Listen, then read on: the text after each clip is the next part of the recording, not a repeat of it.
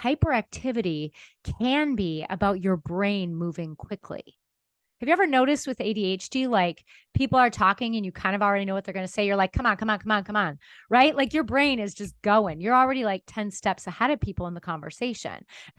Hi, I'm Jen Barnes, and you're about to experience how to ditch the old ways of doing things, embrace your neurodivergence, learn tips and tricks to function optimally, and love yourself, neurodivergence and all.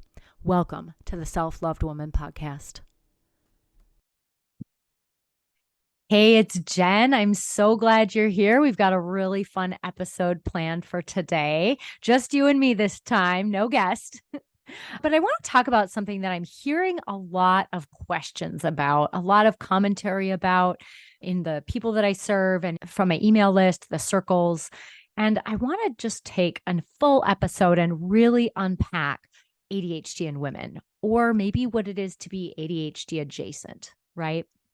I have a lot of people sending me messages. Well, I'm not sure if I have ADHD, or I'm hearing comments from people. Well, I think I do. I struggle with these things. And I want to just take a moment to acknowledge that confusion is hard.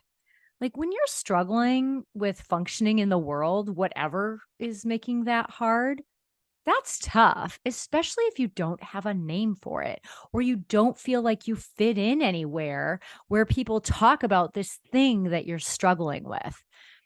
And that's tough, right? And I want to let you know that you're welcome here.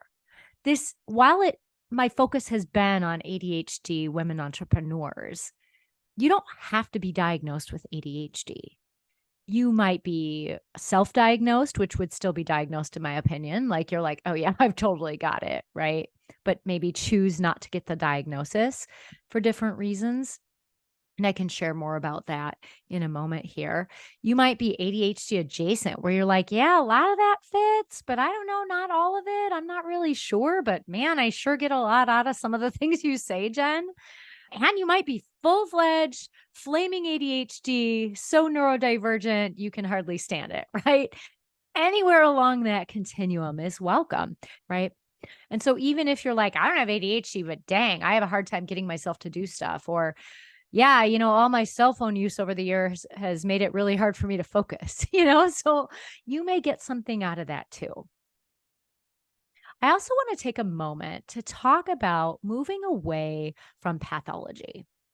The DSM, the Diagnostic and Statistical Manual, we're currently on the 5th edition. Actually, I think a TR, a revised edition just came out, but we're currently on the 5th edition. And I want to say something about that. The DSM is what clinicians like me use to give people official diagnoses.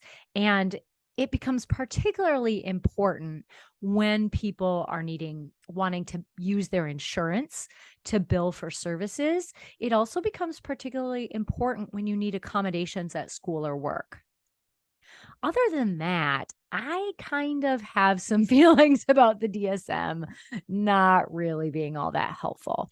And I have lots of reasons for it, but the main one is that almost all, but I don't want to misspeak, of the research that was done to create the DSM was done on men. Most likely hetero men, but for sure cisgendered white men. And so that DSM, that book of diagnoses for mental health stuff, really doesn't apply to the rest of us. And since I'm a woman and I work with women, I don't place a lot of stock in it. Also, as a trauma therapist, as an ADHD woman, a lot of the things that are in there stem directly from trauma or neurodivergence, which in my mind isn't a pathology, but our brains are just wired uniquely and in a way that is different from someone who doesn't have ADHD or autism or sensory processing disorder or whatever, right? And so while I understand sometimes it could feel nice to have an official diagnosis, I also want to name that like the criteria in the DSM are focused on what's wrong with you. And it's focused on what's wrong with you, pretty much putting you in the box of if you match symptoms of a white white cisgendered man or boy, right? And I'm not a fan of that model. First of all, like I said, it doesn't really apply to me or most of my clients. I mean, a little bit here and there, but like not great. But also, it doesn't look at the context of people's lives and what got them there, what influenced their brain to be a certain way, what got their behavior to be a certain way. And as we talk about what ADHD looks like in women, I want to unpack some of us having been diagnosed with anxiety and depression, but the root actually having been ADHD. So let's dig in.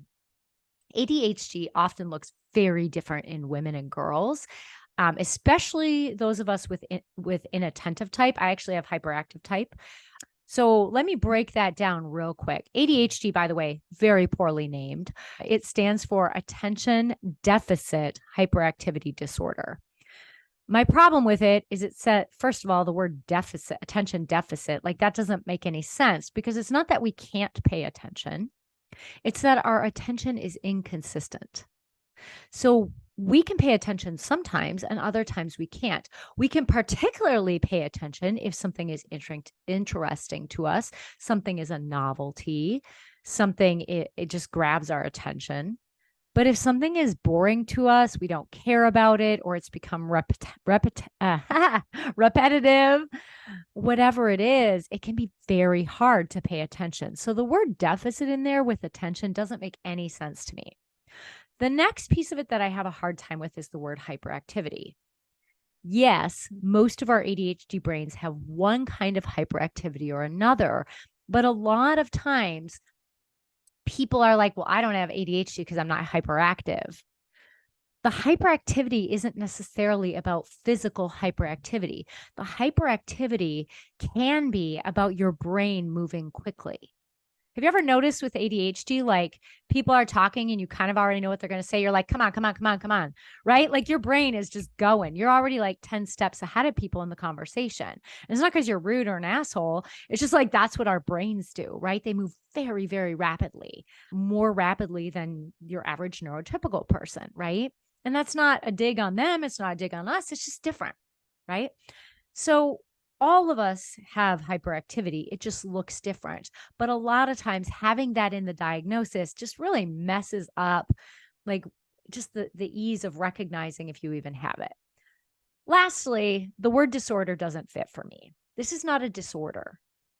Having ADHD does not mean that this is not a pathology. This is not a problem. Yes, if you read the DSM criteria, it looks like you're messed up. It looks like something's wrong with you.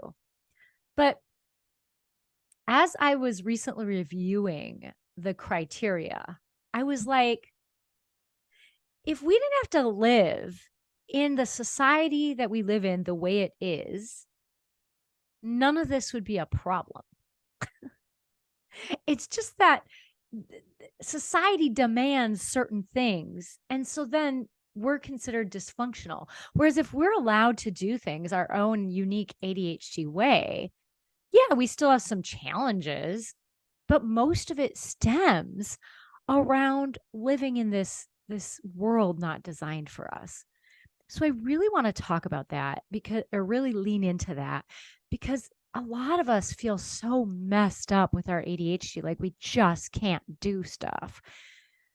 And sure, if you try and do things the neurotypical way, you're going to feel like you just can't do stuff. But as we step more and more into our own unique ADHD life, as we embrace it and we learn how to work with it, and we learn tools for the times when we do have to kind of comply with this neurotypical society or function in it in some way, we see that we're not like bad. A lot of us carry so much shame. And this is often one of the pieces, I wanted to talk about today, how ADHD looks different in women. And this is one of the big pieces. A lot of us weren't diagnosed when we were young because, when people say ADHD, almost everyone thinks of hyperactive boy because that's who got diagnosed. That's why we think of that. And that's really, when you look at the criteria, that's kind of what matches is hyperactive boy, can't sit still, right? And so a lot of us didn't get diagnosed. So instead, we just thought something was wrong with us.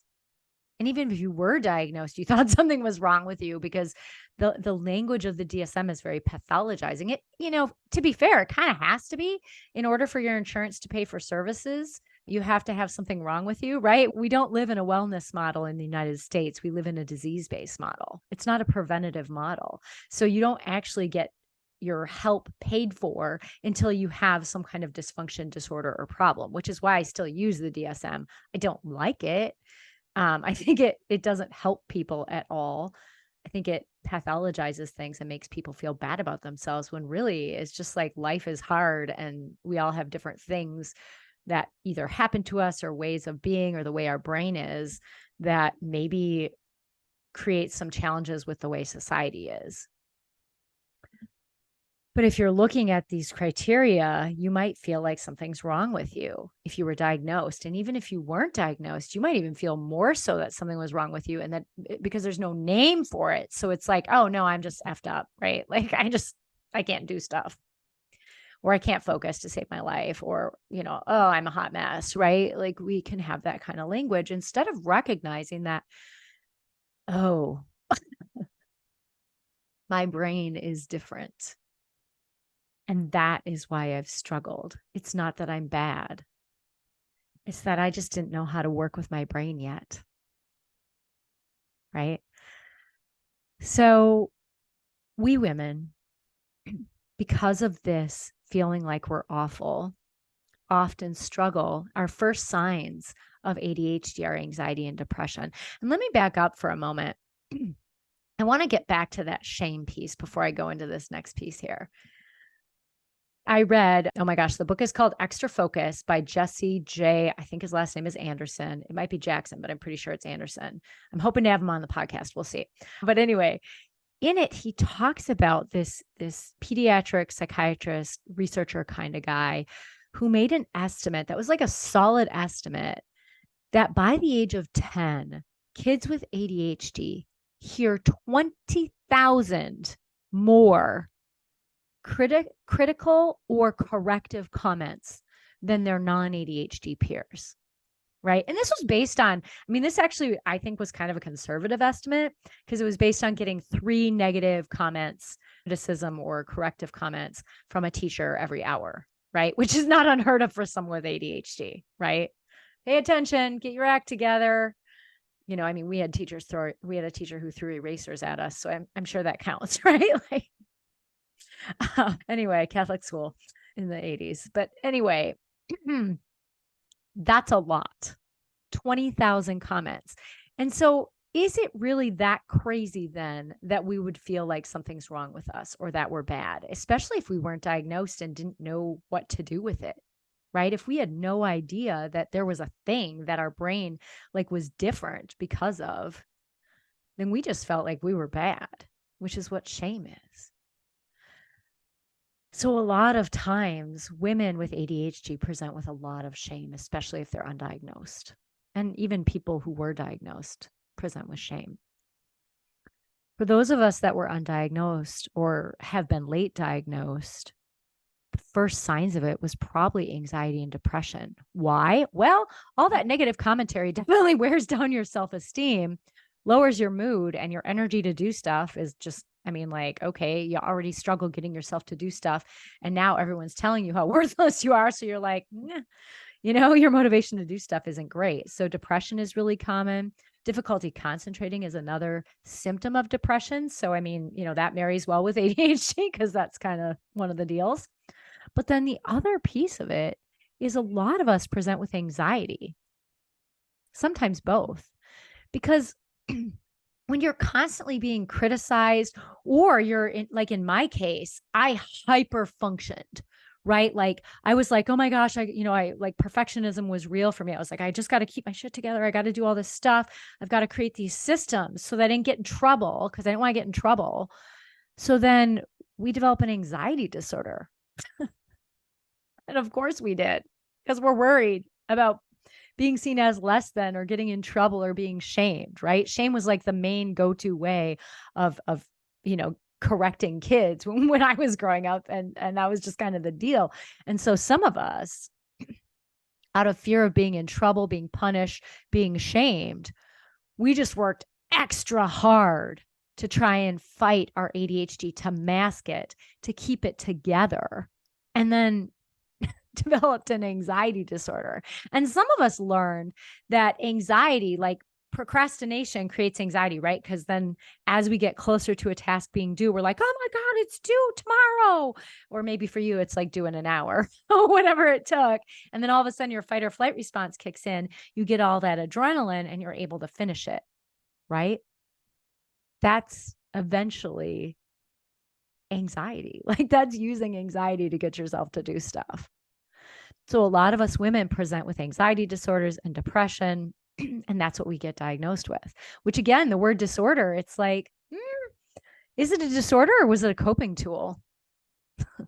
To me, it was a coping tool. Is it legit anxiety? I don't even know if I believe anxiety exists outside of like anything else. I'm not sure. Even depression, I'm starting to question, like how much of this is, we had a traumatic upbringing, or we had undiagnosed ADHD or something else.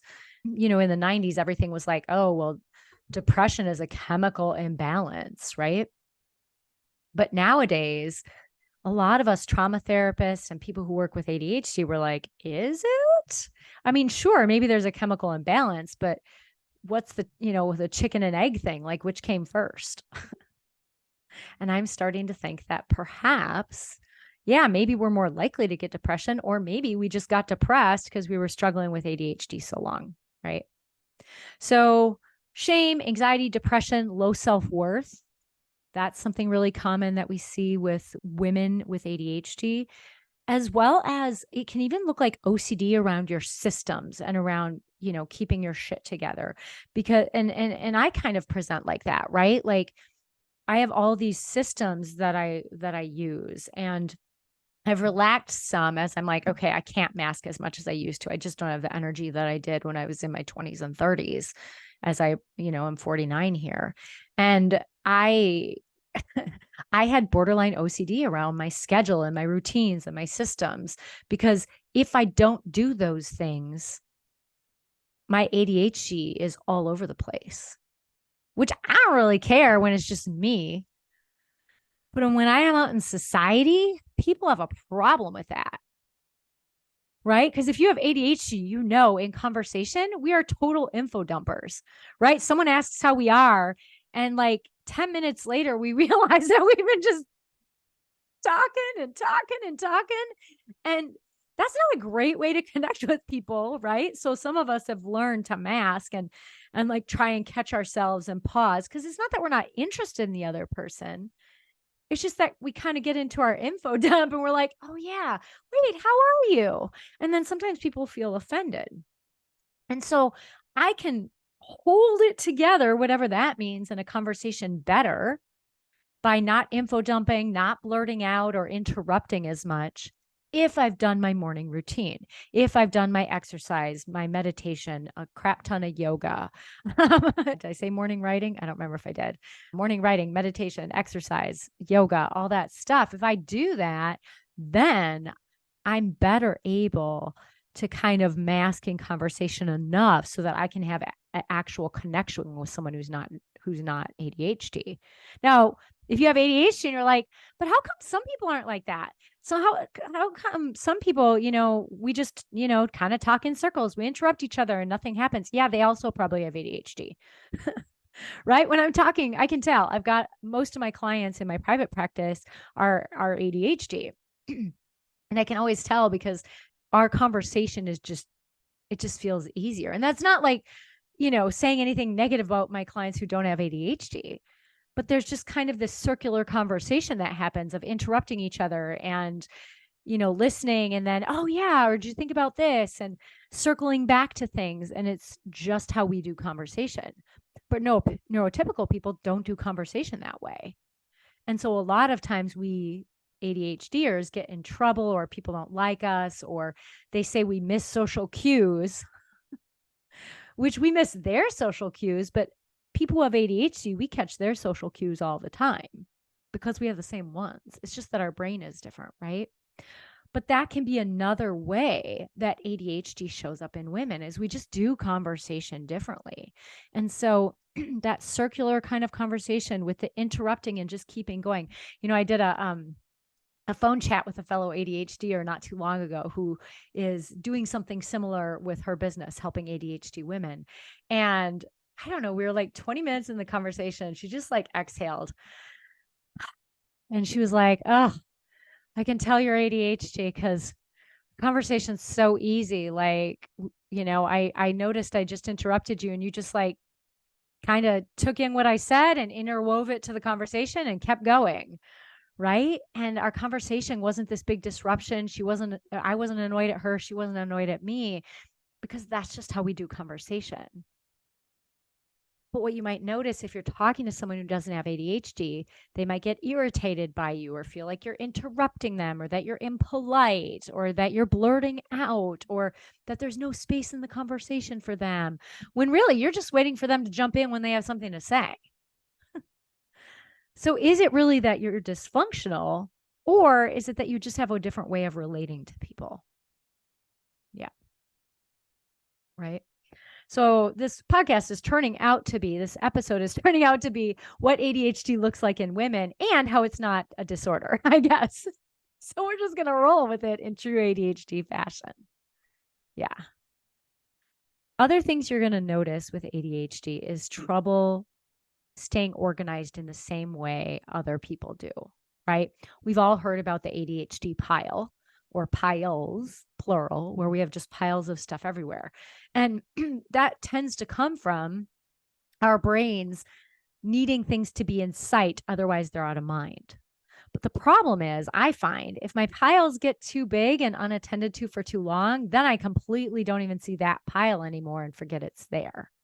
And so sometimes we can use a system in there, which is what I do in my work with clients, is figuring out like what systems do we actually need and what systems are actually driving us crazy towards some kind of perfectionistic neurotypicality, a word I apparently have made up now. Right. So struggling with organization, if you struggle to find things or you're losing things, that could be ADHD. Especially coupled with all this other stuff. Maybe you noticed you forget things. Our working memory is different than the working memory of someone who doesn't have ADHD, right? So sometimes like someone will tell me their name and then we'll talk and I'll completely forget it. So if someone tells me their name, I have to say it back to them. And then immediately in my brain, I have to link it with, Jen, blue shirt. I'm wearing a blue shirt right now. Dana, nose ring, like it's just like, okay, because that way my brain actually like it's almost like an anchor in the conversation that I remember their name. And then I have to say their name at the end of our conversation too, or it's totally gone. And the other thing is, I'm going to tell you, I've just gotten comfortable with recognizing that it's more important for me to remember people's names than it is to be embarrassed about having to ask for it again when I've forgotten. It sounds like a horrible thing to have to do, but I want to tell you, especially if you do this early on, people actually value when we say, you know what, it is really important to me to remember your name. I just don't remember it. Would you please help me? And if you've gone too long and you didn't ask, probably someone would appreciate it because they might know on some level you don't actually know their name. But like they would probably appreciate if you said, okay, look, I never learned your name. And now I've known you too long to ask your name, so it's embarrassing. But would you please help me with what your name is so I can actually call you by your name? Because I'd rather look like a fool right now in this moment and be able to call you by your name than like just not know it.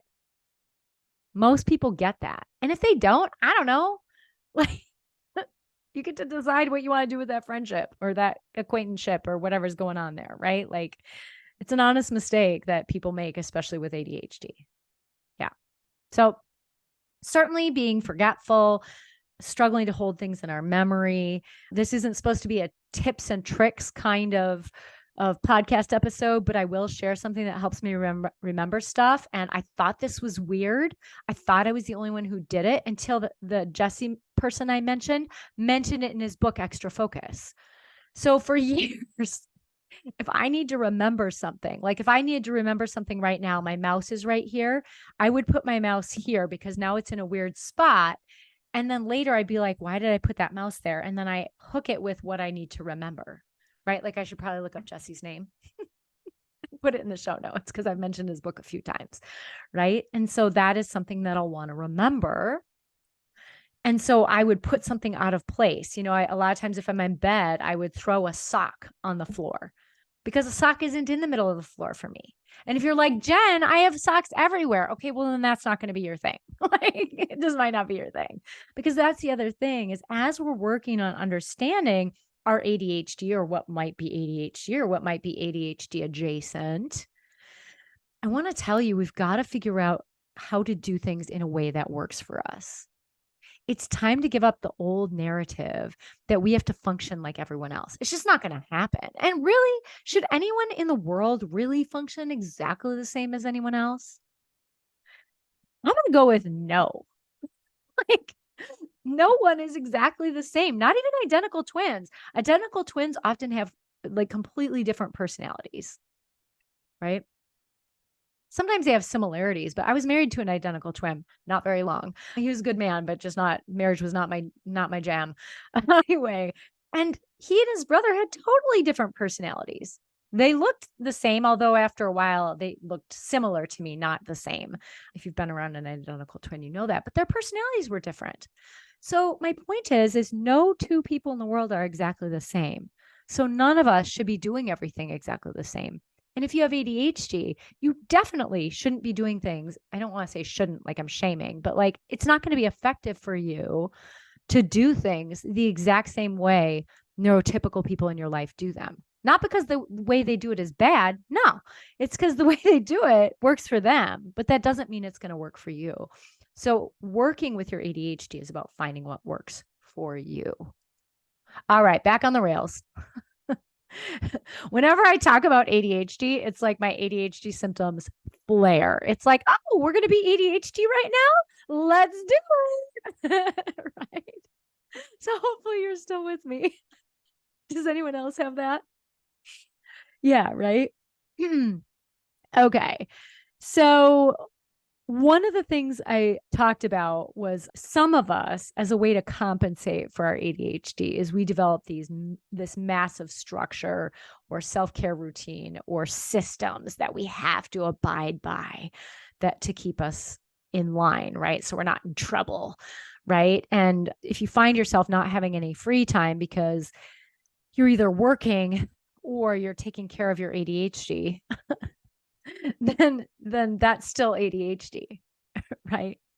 When I first got diagnosed or assessed rather, when I was 29, funny story, I worked with other social worker types at the time as a case manager, and everyone was like convinced I had ADHD, right? There's a long story that goes along with it, but anyway, I won't unpack that here. That's in one of my first episodes where I share about, I think it was heavily masked and highly anxious or something. So you can go back and listen to that story. But so I went and got assessed and I didn't meet criteria because I was told that I was functioning too well and that I had all these amazing coping tools and systems. So there's no way I could have it. And I'm like, or I have it and my whole life is dedicated to functioning with it. Right? This is another reason I have a problem with the DSM. Right? And so if this is you, if you're like having to overfunction just to be able to live in this world, that doesn't mean you don't have ADHD. It means you do. That's just another way it manifests, especially in women, because the bar is higher for us. Growing up female, when we're trying to compete for jobs with men in this very male-dominated patriarchal society, we have to have our shit together better than men. At least my generation did. I'm a Gen Xer. I don't know about your generation.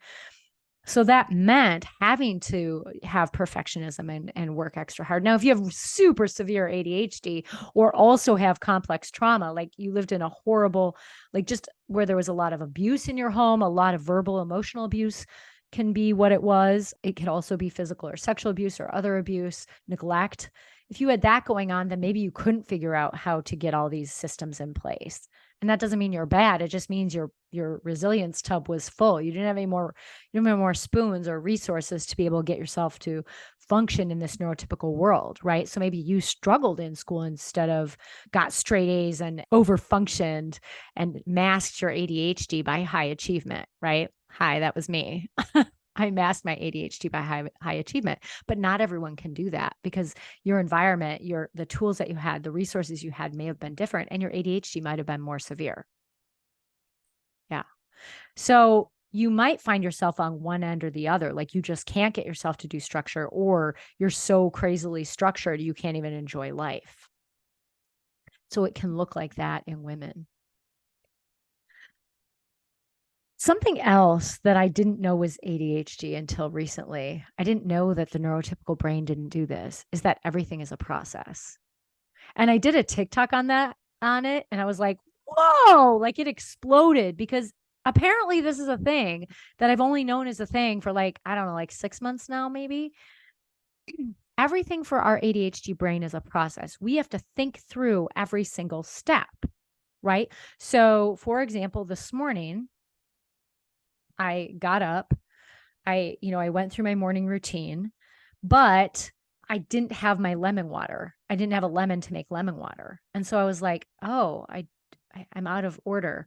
And so because I was out of the order of sequence I do things, I didn't have the environmental trigger of like, okay, I just put the clean dishes from the drying rack away. Now I do my lemon water, but then what comes next, right? So I had to think it through. It was a process. I'm like, oh yeah, okay. Now I make my happy digestion tea, right? Like, so now I do that and okay. And then I start my coffee and then I feed the cats, right? But I had to like think through what the process was, right? Because I was skipping a step, then the process changes. Apparently other people like who don't have ADHD just go in the kitchen in the morning and do what they need to do. Like they just know. They don't have to think through the steps. Because even when I have my lemons for lemon water, I'm still on some level thinking through the steps. I do it in a certain order every day, so I don't have to waste as much brain power on it, but there still is thinking involved in like, oh, okay, I'll do this and then I'll do this, right? Especially if there's any variation at all, right? Like maybe I left two dishes in the sink to soak instead of just the frying pan, right? And so apparently this is really common for women with ADHD. It's not everybody. Like, remember, all these things aren't necessarily like, oh, if you don't have all of them, that means you don't have ADHD. These are just some of the ways it manifests.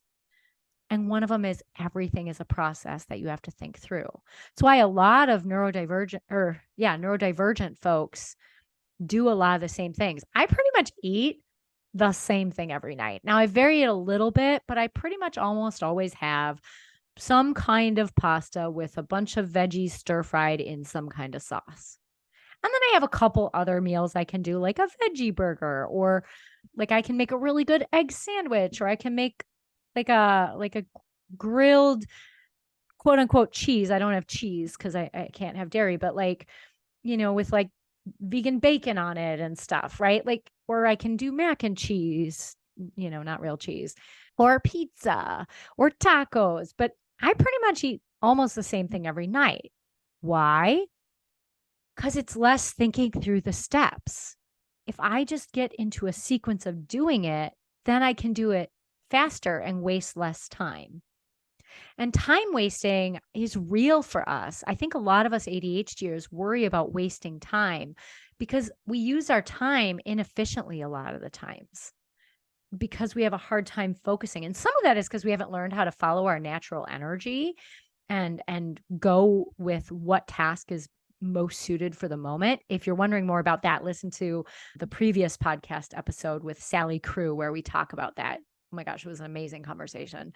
So happy about that one. But some of the reason we are trying to conserve energy is because we can be so inefficient with our energy. Some of it is just no matter how hard we try, things take us longer. So we're always trying to find ways to shave time and save time, right? That's why some of us wear the same outfits over and over and over again because it's just easier, right? Or the same pair of earrings or whatever. So if you're catching yourself doing a lot of that sameness, sure. Now, some of that can be autism too, right? There's a lot of overlap. I want to touch on that for a moment. There's a ton of overlap between ADHD and autism. You can look, there's like Venn diagrams all over the internet. If you just look for Google Venn diagram on overlap between ADHD and autism, they're super overlapped. What I actually think will happen, and this is just my hypothesis, I haven't tested this, it's going to become one diagnosis. And then we're just going to be somewhere on a bigger spectrum. It's just, or not even just like a sphere, and we all kind of are in different circles. That just seems more appropriate. But for now, just know that there's overlap there, and doing things the same in patterns can be one of them. It doesn't necessarily mean you're autistic. It might mean that you've learned to do that to cope with your ADHD, and now you're kind of a little obsessive about it, because if you don't do it, then you fall apart and you're a big hot mess. Anyone else? Yeah. It sure looks autistic though. And I don't know, maybe it is. Maybe it's all the same. That's kind of what I think. Another thing that you might notice as a woman with ADHD is time blindness. Time blindness is our brains just do time differently. We don't see time the same way the neurotypical brain does. I don't have my time timer with me, so I can't show you, but you might remember, like in classrooms, they would have it was like big and red, like it showed visual time progressing through an hour. And those time timers are super helpful for people with ADHD. Why? Our brain doesn't think about time the same way. And I'll give you two examples. One, I was talking to my neighbor who has ADHD about Goblin Dot tools, which, oh my gosh, if you haven't done that deep dive yet, amazing, so cool. But I was talking about the function where you can type in how long something will take and it'll tell you. And I was like, you can type in how long will it take to clean my cat's litter boxes. And it tells you, I don't know, like 15 minutes. And she's like, no, because I would look at that and be like, I can do that faster. And I was like, totally. Yes, our brains do that. We don't believe in time the same way. We think we can do things faster. Like another example is this is crazy to me and hilarious because I have awareness of it, but this is how my brain works.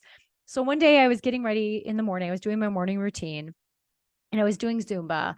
And at that time, the Zumba class had a song at the end that was like a 5-minute arm challenge song, right? Where we did all this movement with our, dancing with our arms mostly. It felt kind of like belly dancing ish. But anyway, and it was 5 minutes. And I knew it was 5 minutes because I'd done it several times for a couple months, right? And it was like, I had to get in the shower at 10 after the hour. And it was 6 minutes after the hour.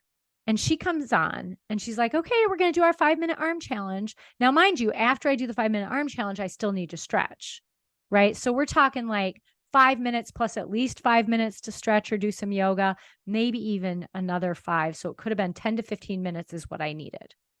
And it was 6 after the hour. And she said, yep, we're going to do our 5-minute arm challenge. And I was like, oh, I totally can squeeze that in. Okay, now do the math.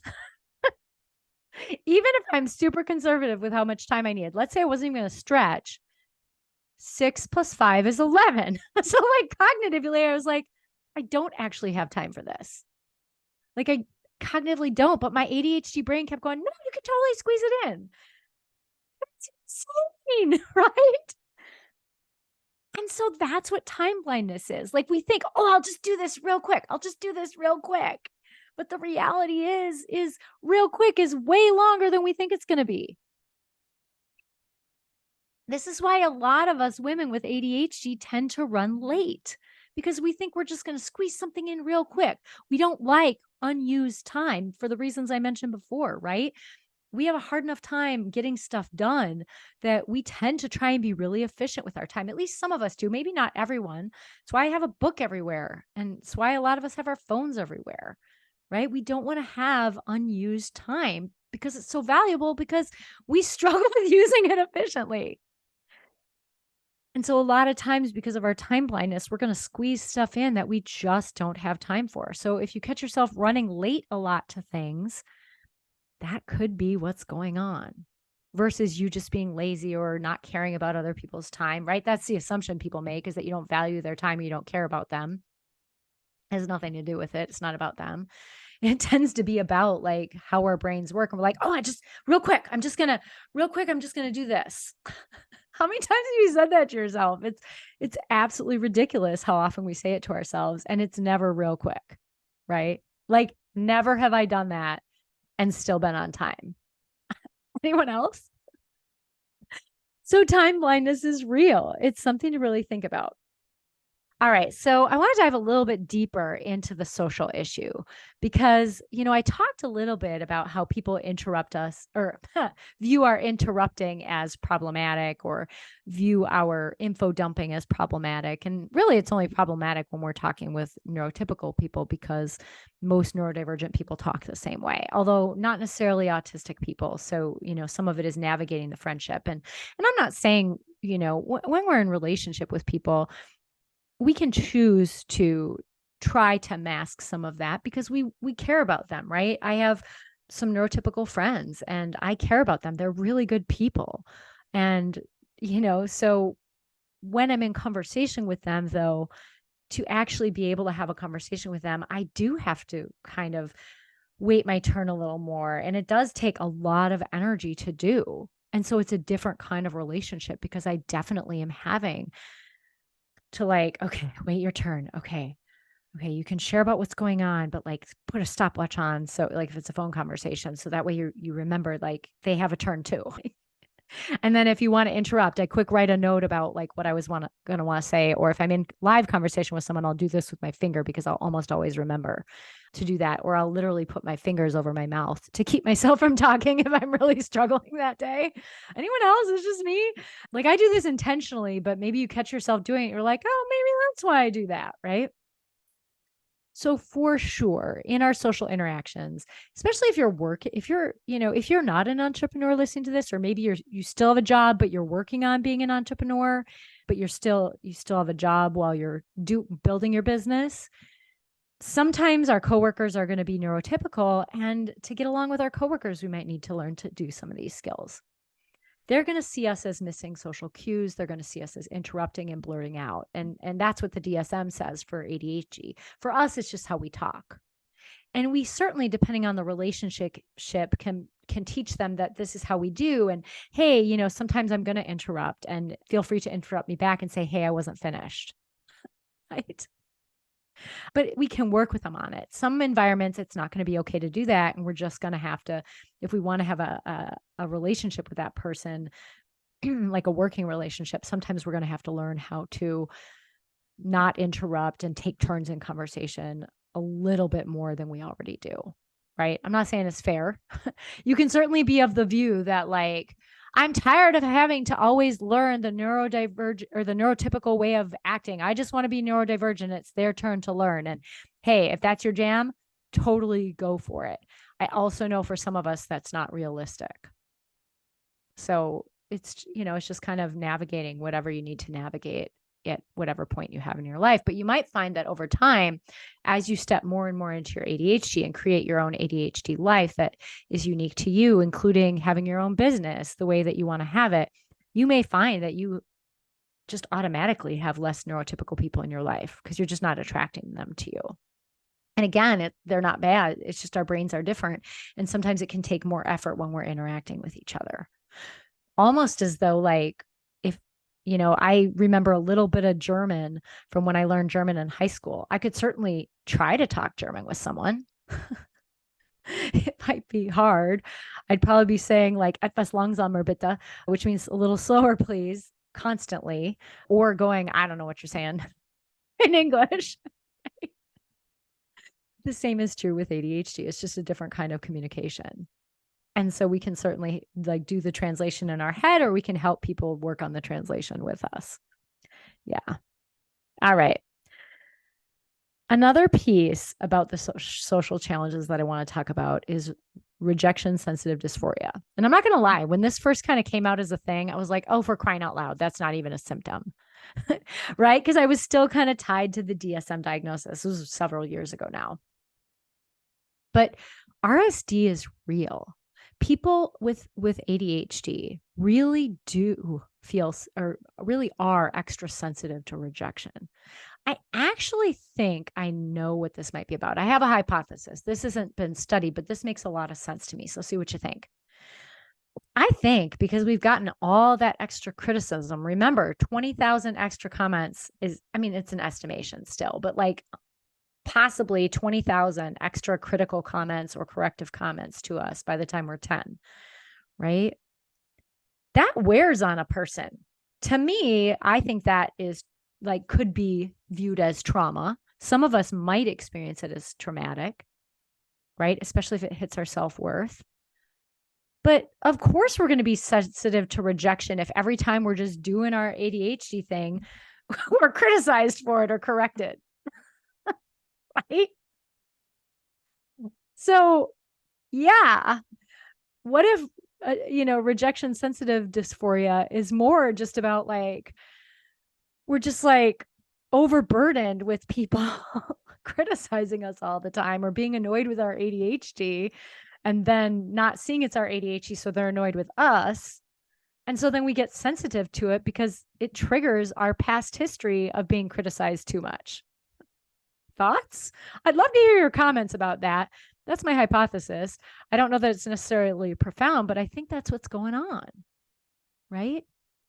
I think it's certainly a trigger when we get criticized. And I think that's why a lot of times it can be so hard to let that stuff go. I still remember, this is embarrassing, but I still remember this was in 2017 or 2018. I'm pretty sure it was 2018. I know my mom was still alive and I was still in Colorado Springs. So I'm going with 2018. I was leaving a parking lot and I was on the right-hand side because I was going to turn right. I was at a stop sign and I was stopped, going to go right. A guy was turning left into the parking lot with his windows down and sunroof open. And he goes, "Watch what you're doing, bitch," to me. And I still feel like a little twinge in my gut. I wasn't doing anything wrong. I was stopped at the stop sign. And even if I was going to turn, he was coming into the parking lot. Like it doesn't make sense. Like we weren't going to hit each other anyway. But that hurt. And I had a super hard time letting it go. It took me several days, right? Whereas, my mom always used to say, "Gosh, Jen, just let it go. Like it's fine. I wish you could just let stuff go." And my brain just can't. I mean, I've learned to work on it and, recognize there's a part of me that holds this and that comment wasn't about us and everything. But I really feel like it's a lot more work for us ADHDers to let go of stuff like that. And I truly believe it's because of all the criticism that we face so much more than someone who doesn't have ADHD. Yeah. To me, it's trauma, right? To me, it's trauma. Think about it. If you're constantly being criticized for just how you are, how your brain is, how you function, and told that you're doing it wrong, that wears on a person. That wears, right? And whether you want to use the trauma word or not, there's a wound there, a wound that we need to heal, right? So I talk more about how to work with that. Trauma center, trauma sensitive yoga is a nice one. It's one that I offer through this business because it doesn't require one-on-one work, right? I'll just give a little side plug. TCTSY, Trauma Center, Trauma Sensitive Yoga, is an evidence-based protocol for complex trauma and PTSD. It also helps with anxiety. And there's so many studies on it now that continue to show really positive results. And if you can always go to traumasensitiveyoga.com and then go to their resources page. It's under research. There's all that research there, but it's a really lovely protocol. And what it does is it helps us build a sense of agency, an ability to see kind of what we want, know what we want, and make a choice and then go follow through on it, which I think is fantastic for ADHD. Even if we don't think we have trauma, I think that's fantastic for us anyway. But it also works on interoception, which is another thing I want to talk about relative to ADHD. Interoception is the ability to notice our internal cues and to connect with them. Trauma survivors really struggle with interoception. Why? Because they had to learn not to trust what was going on inside and do something different out here in order to be safe. Not too different from someone who's trying to avoid getting criticized with ADHD. No? I actually think this might be why we have interoceptive issues versus it being something about how our brains are. I actually think it's more because we have this trauma. But whatever it is, we know that many people with ADHD have a hard time noticing what's going on. Like you might work for hours when you're hyper focused, not even notice you're hungry and have to go to the bathroom. And then you get up and you almost pee your pants because you're like, oh my gosh, I didn't go to the bathroom for like 5 hours. It's not happened to anyone else. Or you get up and you're dizzy and you're like, oh my gosh, I haven't eaten since this morning. Yeah. It's because we're not noticing our internal signals, or we might not notice pain. We might not notice things like that. And for some people, this gets way more severe, especially with complex trauma, and especially, some of my clients who have really extreme childhood trauma and torture in there. They don't notice, significant pain. They don't notice being cold ever or hot. So there can be definitely those kind of more extreme examples, but some of it is just even notice basic needs, noticing when we're uncomfortable in a situation, right? Like we've shut that down. So we might not notice that we're uncomfortable. We might not hear our body's internal messages about like, oh, this conversation is really uncomfortable for me. I want to get out of it. So trauma center, trauma sensitive yoga actually builds interoception. And we know this, the science of it. Some of it has to do with what's called the insular cortex in your brain. And by building that, it builds this ability to turn inward. Yeah. So anyway, just kind of fun TCTSY fact, but it's a great way to deal with some of this trauma and help with ADHD symptoms, because it does deal with some of that loss of a sense of agency, as well as difficulty with interoception, difficulty with hearing those cues. All right. So I want to just kind of take a moment. I've gone through a lot. I think there's two big things that I haven't talked about yet. And one is task avoidance. I mean, I kind of talked about this, right? I kind of talked about procrastination, but our brain is interest focused. Our attention is interest based, right? So we can easily pay attention to something that interests us, something that's a novelty, but it can be hard to pay attention to things that aren't interesting or where the novelty has worn off. And so a lot of times people think, oh, you can tell us, you can pay attention here, but you can't pay attention here. You must not care. And it's actually not true. Our brains can't do that. And the neuromodulator dopamine actually has something to do with this. Our ADHD brains, they don't have access to as much dopamine as the neurotypical brain does, which is problematic because dopamine plays a role in motivation. And there's a whole big, long thing we could unpack about dopamine. There's a fantastic podcast episode that the Huberman Lab did, Dr. Andrew Huberman did. He's a neuroscientist who breaks down this stuff really, really well, gets really granular about the science, about how we have this baseline level of dopamine, and every once in a while our dopamine will spike or peak. And then when it peaks, that can actually make our baseline go low. And so we want to do things to kind of keep our dopamine baseline at a certain level and not just randomly spike it with these dopamine peaks all the time, because it can actually longer term make it hard for us to get ourselves to do stuff. It can make motivation harder, which makes sense, right? We're like, oh, I just need that dopamine hit. I need a dopamine hit. Yeah, okay, maybe you think you need a dopamine hit right now, but then that's going to be a peak so that your baseline will drop. So what you actually need is like a nice level dopamine baseline.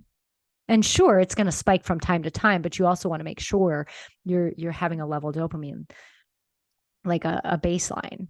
Some of how we do that is we do things regularly that help our dopamine. For me, that's exercise. Exercise helps a lot, right? And this could be a whole nother episode, so I'll unpack that later. But I do want to talk about motivation, right? A lot of us really struggle with getting ourselves to do things, and motivation is certainly a piece of it. Dopamine is also involved in other attentional things as well. So like I said, novelty and things being interesting. And so certainly how our dopamine plays a role in all this, but that gets more into like what we do. And right now I just want to talk more about what ADHD looks like. So if you're having a hard time getting yourself to do stuff, that's really, really common, especially if it's something that's not interesting to you. Like I talked about with Sally Crew on our last episode, one thing we can do is pay attention to our energy levels. So if your energy level is a certain way, then you need to focus on certain tasks. This happened to me this past Thursday. I was so excited. And if you're on my email list in my email club, you know this. But I was so excited to record this podcast episode on Thursday. Usually I record on Thursday. Today's Saturday here where I'm recording. And I was so excited and I was ready to do this content for my program for the women in my ADHD Women Entrepreneurs Kicking Ass program. And I was all pumped.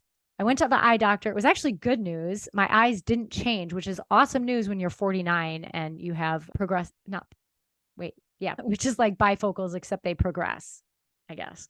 I don't know. If you're an ophthalmologist or optometrist, I apologize if I messed that up. But anyway, I'm neither of those things. So that's how my non eye doctor brain sees it.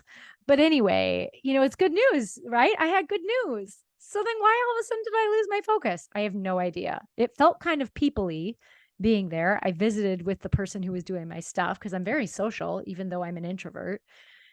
I came home and I had zero energy to do my creation stuff, which is my favorite thing to do on Thursdays. And I was so bummed. And I was like, you know what? Old Jen would have fought it. I would have been like, nope, we're going to do it anyway. But then it would have felt forced. And you would have known it. It would have felt forced. It wouldn't have come from my heart. I wouldn't have been excited like I am right now. So I was like, all right, what do I have energy for? And I went and did that. And then I actually had a little bit more energy later in the day to do some of the creation tasks, not the podcast. That has to be a morning thing for me. I just, for whatever reason, probably because it's closest to my exercise, right? So, but anyway, and yoga. But anyway, one of the ways we can work with our motivation is to try and notice our energy levels. And instead of shaming ourselves when we can't do stuff, to just go with it, to work with what we have, right? So if you're feeling motivated to clean something, then clean it. Now, granted, if you're running late somewhere, that is not the time to clean it, right? One of my tricks for getting out the door on time is when I get off task, when I'm trying to get ready, is I chant to myself, is this a priority? No, that's not a priority. This is not a priority right now. That is not a priority right now. My priority is this. My priority is this. My priority is this. If I'm finding myself getting distracted, right? That distraction is so common with ADHD. And so if you're like, oh my gosh, I totally get distracted, that's a real thing. But yeah, getting back to motivation, you want to follow your energy levels, and not even energy level, but energy type. Like we talked about with Sally, that's really important. Being highly distractible is common with ADHD. I mean, everyone's like, oh, squirrel, right? Like that's kind of the ADHD joke. Our brains are squirrely. They move so quickly, which is why in conversation, like I said before, we're already like 5 steps ahead of a conversation than someone else who's neurotypical, which is sometimes what makes us struggle in those conversations. So our brains move really, really fast. And we notice it's not that we actually are tuned out. It's not that we're not noticing anything. It's that we're noticing everything. And that's why we can be so inattentive, is our brain sees everything. We have a hard time filtering out what to pay attention to and what to discard. So if you're having a hard time focusing, if you're having a hard time of avoiding distraction, know that you come by that honestly. That's how your brain is. Our brains are wired to look for all that stimuli. And so working with ADHD is figuring out like when can we harness that and when do we need to shift it? Yeah. All right. Couple more things. Definitely we can be impulsive. It's part of our ADHD brain. I think some of that, like, I don't know. This is again a hypothesis, not a tested theory. But I think like some of our impulsivity is we don't want to forget. Like we know we forget things. So when we have an idea, it's like has to happen right now. Otherwise, we'll forget to do it. If we have an idea, something we want to bring it up in a conversation, something we want to bring up in a conversation, we're like, oh my gosh, I have to say this right now, right? Or I'll forget.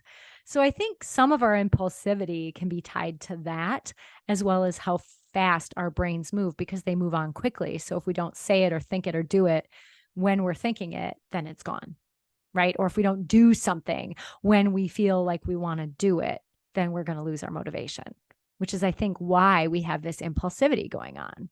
I think it's all tied in. I think it all works together to try to get us to function the best we can in this neurotypical society. Yeah. I started talking about task avoidance. And I don't know that I finished, but I think I said enough about it. I know I talked about procrastination and I know I talked about following your energy levels. But a lot of times we avoid tasks that are uninteresting to us. And so if I didn't say that before, I just wanted to name that we come by that honestly. And so I hope what you'll take away from this, instead of listing off all the things that are wrong with you, because that's not true, these are just the ways that your brain might be different than someone who doesn't have ADHD.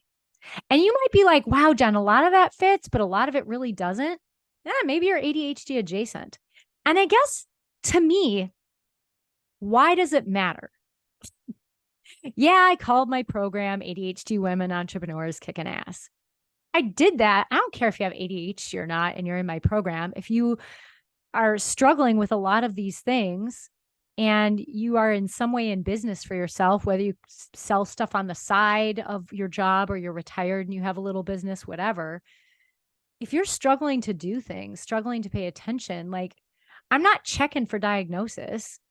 I only use the word ADHD to help people. Otherwise, the title would have been like program for people struggling to get stuff done, focus interpersonally with shame. I mean, the label catches all the stuff. But if a lot of this is fitting for you, you're welcome here. You're welcome to be here. You get to belong in this space. And you get to use some of these tools and discard what doesn't fit, discard what doesn't resonate. But I hope the biggest takeaway that you get out of this is that you're not messed up, that these are just ways that your brain works. And some of it is some of the challenges stem from your brain trying to figure out how to function in our current society as it is. And that the best thing you can do for yourself, instead of shaming yourself, is to figure out how can you live, how can you set up your life in a way that aligns with your brain's unique needs, ADHD or not, diagnosed or not, self-diagnosed, ADHD adjacent. How can you keep in mind all these different challenges and set up your life to work for you? How can you honor these unique differences in you instead of shaming yourself for them? How can you work with them? How can you harness them for your benefit? And then how can you give yourself a break when you feel bad that you can't get yourself to do something because of these challenges, because of these ways of being that maybe don't fit into the world as it is right now?